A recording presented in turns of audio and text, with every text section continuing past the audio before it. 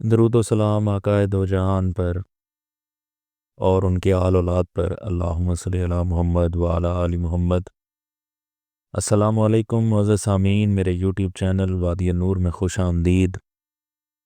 معزز سامعین، آج میری ویڈیو کا موضوع نعمت میں شکر اور مصیبت میں صبر۔ اس ویڈیو میں اس موضوع پر بات کرنے کے لیے ہم اللہ کے ایک جلیل القدر نبی کی مثال لیں گے جن کو صبر کا پہاڑ کہا جاتا ہے۔ یہ اللہ کے نبی بہت مالدار نبی تھے۔ اللہ نے انہیں مال، دولت، اولاد، صحت اور بے شمار نعمتوں سے نوازا تھا۔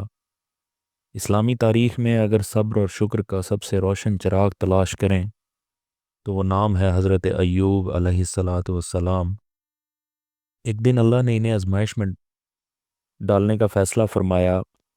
مال و دولت ختم، اولاد دنیا سے چلی گئی، جسم بیماری سے کمزور، لوگ دور ہونے لگے، لیکن ایوب علیہ السلام نے ایک لمحہ بھی اللہ سے شکوہ نہیں کیا۔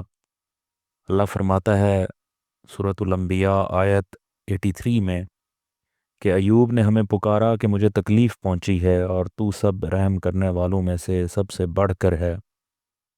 معزز سامعین، یہ دعا عاجزی، صبر اور اللہ پر مکمل بھروسے کی علامت ہے۔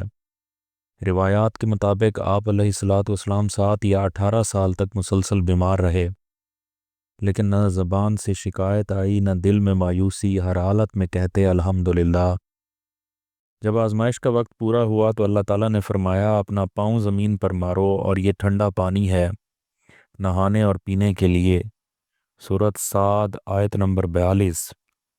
جیسے ہی آپ نے پاؤں مارا، چشمہ پھوٹ نکلا، بیماری ختم، صحت بحال، جسم پہلے سے زیادہ مضبوط، پھر اللہ نے نعمتیں لوٹا دیں۔ اللہ فرماتا ہے کہ ہم نے ان کے اہل و عیال بھی واپس دیے اور ان جیسے اور بھی عطا کیے۔ سورۃ صاد آیت 43۔ معزز سامعین، ہمارے لیے اس واقعے میں سبق یہ ہے کہ آزمائش وقتی ہوتی ہے، اللہ صبر کرنے والوں کے ساتھ ہے۔ شکایت نہیں، دعا اور شکر۔ مشکل آئے تو اللہ کی رحمت قریب ہوتی ہے۔ حضرت ایوب کی دعا ہر مشکل کی کنجی ہے۔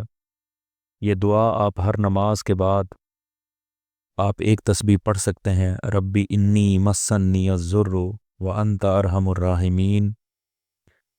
یعنی یہ دعا یہ ہے کہ اے اللہ، مجھے تکلیف پہنچی ہے اور تو سب رحم کرنے والوں میں سے سب سے بڑھ کر رحم کرنے والا ہے۔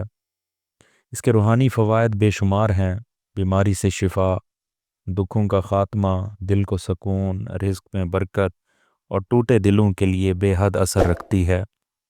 آخر پر میری ویڈیو کو لائک اور شیئر کر دیں اور میرے چینل کو سبسکرائب ضرور کر دیں تاکہ میری ہر آنے والی ویڈیو آپ کو مل سکے، اور مجھے اپنی دعاؤں میں یاد رکھیں۔ والسلام۔